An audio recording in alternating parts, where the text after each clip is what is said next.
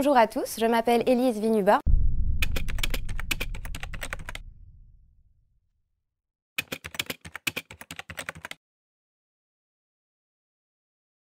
Donc, depuis 3 ans, je travaille sur un sujet de thèse en collaboration avec Mines ParisTech et l'IRSN sur la détection des failles dans les formations argileuses.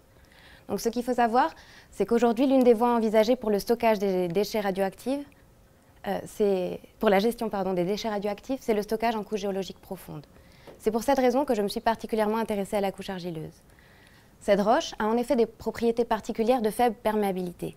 Cela signifie que la circulation de l'eau dans cette roche est extrêmement lente, de l'ordre de quelques centimètres par million d'années. Donc cette caractéristique particulière fait de la couche argileuse une candidate idéale pour le confinement des radionucléides. Néanmoins, en présence de failles, ces propriétés de confinement peuvent être altérées en permettant des circulations de fluides plus rapides, pouvant nuire donc au confinement des déchets radioactifs. Alors ce qu'il faut savoir, c'est qu'un stockage souterrain doit être creusé à plusieurs centaines de mètres sous terre. Ceci afin de s'affranchir des effets liés à l'érosion ou aux intrusions humaines.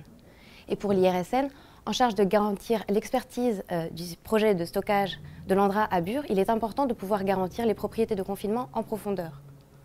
Donc, pour détecter la présence d'éventuelles failles, il est courant d'avoir recours à l'imagerie géophysique. Celle-ci permet d'obtenir des informations sur la Terre, sur l'intérieur de la Terre, un peu comme l'imagerie médicale nous permet d'obtenir des informations sur l'intérieur du corps humain. En fonction de ce que l'on souhaite imager, les protocoles utilisés sont différents. Par exemple, si on souhaite imager le cerveau, on utilise plutôt l'imagerie par résonance magnétique, alors que pour imager les os, on utilise plutôt les rayons X. Néanmoins, dans ces deux exemples, les protocoles sont déjà déterminés. Le professionnel de santé sait exactement comment faire les mesures, et celles-ci sont en fait généralement automatisées dans un appareil médical qui permet de produire directement une image.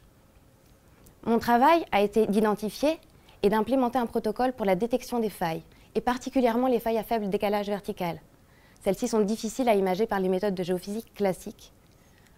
Alors, depuis plusieurs années, l'IRSN teste et met en œuvre des méthodes géophysiques sur le site expérimental de Tournemire, où la présence de failles a pu être remarquée.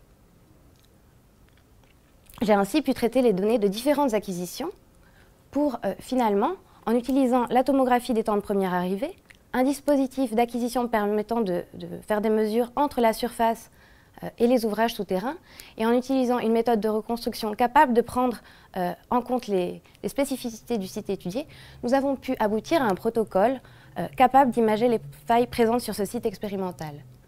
Pour l'IRSN, ces travaux ont permis d'identifier et de valider in situ un protocole efficace pour la détection des failles dans les calcaires, essentiel pour l'expertise des futurs sites de stockage.